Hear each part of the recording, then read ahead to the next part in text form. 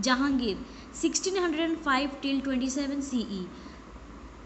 Nuruddin Muhammad Jahangir, conqueror of the world. The meaning of Nasiruddin Muhammad Jahangir is conqueror of the world.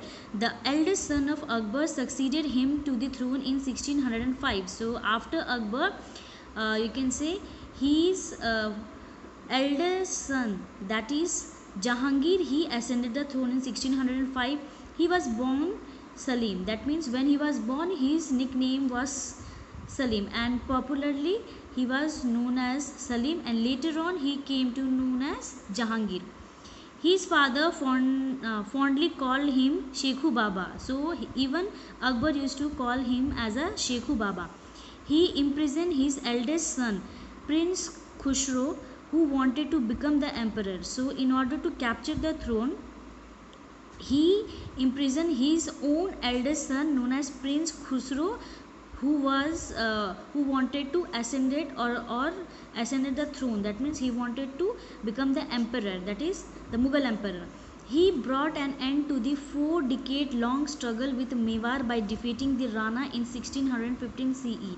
So finally he brought to the end of 4 decades. That means for more than 400, you can say 40 years, okay, more than 40 years of struggle.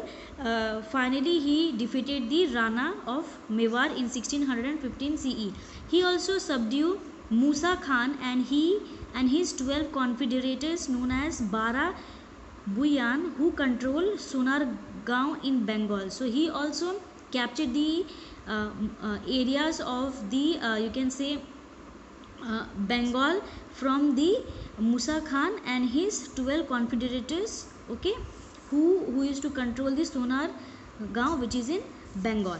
A number of people from Europe visited his court. So a huge number of people from the Europe, they have visited during the Jahangir period. These included William Hawkins and Sir Thomas Rio, who visited his court with the aim of securing trade concession.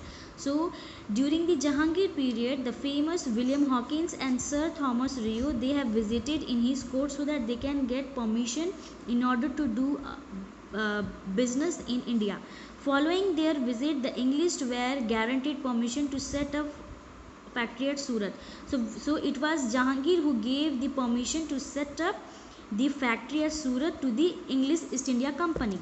Jahangir's 20th and last wife, Noor Jahan, real name Mehrunisha, was a talented, courageous and intelligent woman. So Jahangir's 20th and last wife, famously known as Noor Jahan, she was very talented, she was very courageous, that means she was a very daring person, she can take any challenges, and she was very intelligent woman. She exercised considerable influence in royal affairs. So she played an important role in the royal's affair, and she used to help the Jahangir in taking difficult decisions. She promoted her family members to important posts in the administration and struck coins in her name during the last years of Jahangir reign. So she even promoted her family members, that means her members from her uh, from her own parents, okay, they were promoted in an important post in the administration, okay, and she even you can say made a coins in her name during the last years of Jahangir's reign. Around the same time, a struggle of power began between Noor Jahan and Jahangir's son Prince Khurram, later Shah Jahan. So later on, when Jahangir, he was you can say a bit older, okay, he was in his old age time, okay, so there was a struggle for power between Noor Jahan, the wife of Jahangir, and the Jahangir's son, that is Prince Khurram, later on known as Shah Jahan. Jahangir was deeply fascinated by art and architecture. So Jahangir was very influenced by the art and architecture. He was a keen naturalist and bird watcher, okay, so he loves to you can say leaves, or you can say he loves to watch the nature, that means gardens, flowers, okay, and even he likes to watch the bird. His autobiography Tuzuk-i-Jahangiri is a vital source of information about his reign. So all this information how we got from his autobiography, okay, and with the help of this autobiography we got a very important information about his reign.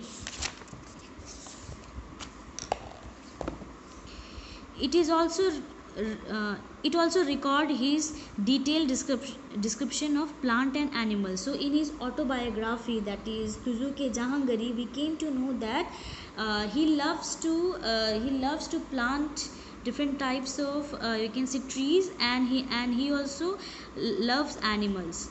Okay. Next is Shah Jahan, 1628 till 58 CE. Shah Jahan, the son of Jahangir, ascended the throne in 1628. So in the year 1628, he ascended the throne. His name in Persian means king of the world. So Shah Jahan, the meaning of Shah Jahan in the Persian, it means king of the world. Before ascending the throne, he was known as the Prince Khurram. So before ascending the throne, he was Prince Khurram. Later on, he changed his name from Prince Khurram to Shah Jahan. During his reign, the three major Deccan states of Bijapur, Golconda, and Ahmednagar were subjugated. So during his reign, he finally captured the three states of Deccan, that is the Bijapur, Golconda, and Ahmednagar in his territory.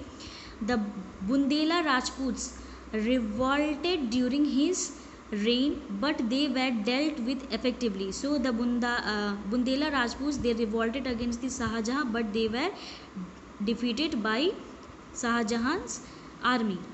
The Padshah-nama, Chronicles of the Emperor, is the official visual history of Shah Jahan reign. So with the help of these, that is the Padshah-nama, we come to know that what were the you can say structure of administration, how the people used to live in the Shah Jahan's reigns, were all mentioned in this Padshah-nama. It was authored by Abdul Hamid Lahori.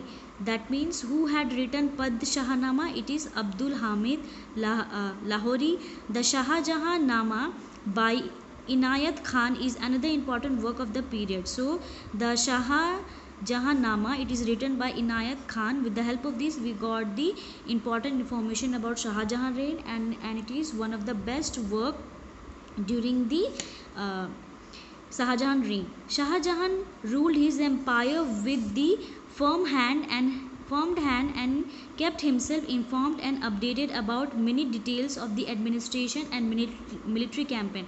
So Shah Jahan, he ruled his empire with a very, you can say, firm hand. That means he used to look in every corner of his empire, and he used to keep updated that what is happening in which corner of his empire. Okay, every details he know, and how he know, with a discipline, you can say, administration. Agra, Lahore, Delhi, and Ahmednagar were connected to trading activities through a network of roads. So these four areas were connected by a network of roads so that they can do business in a better way. He took extensive interest in the growth of literature and art, and gave sufficient encouragement to the scholars, philosophers, and artists. So just like his father, he was also very interested in art and literature, and he gave support to the many scholars, philosophers, and artists.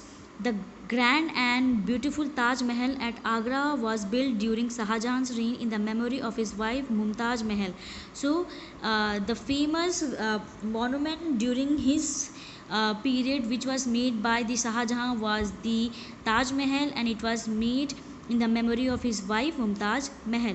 It stands out as one of the finest example of Mughal architecture and Mughal art and architecture. So the Taj Mahal is considered as the one of the finest, that means one of the best example of how the Mughals, they used to make their monuments. When Shah Jahan grew old, a struggle for succession began among his son Dara-Shikoh, Shuja, Murad, and Aurangzeb. So as he grew old, there was a struggle for succession. That means who will be the next successor of the Mughal Empire, okay? And it was among his four sons. At last, Aurangzeb emerged successful and occupied the throne in 1658. So, the four sons, they were fighting against each other, and finally Aurangzeb, he was succeeded and he ascended the throne in 1658 CE. Thereafter, Shah Jahan was imprisoned by Aurangzeb at the Agra fort in 1658 and died in captivity in 1666. So, in the year you can say 1668, once Aurangzeb, he ascended the throne of the Mughal Empire, he imprisoned, that means he put his own father in the jail in the Agra fort, and later on Shah Jahan, he died in 1666 in the Agra fort, in the jail. Okay, so this was the situation in during the Shah Jahan reign. Shah Jahan, he himself, you can say he was himself imprisoned by his own son, that is Aurangzeb.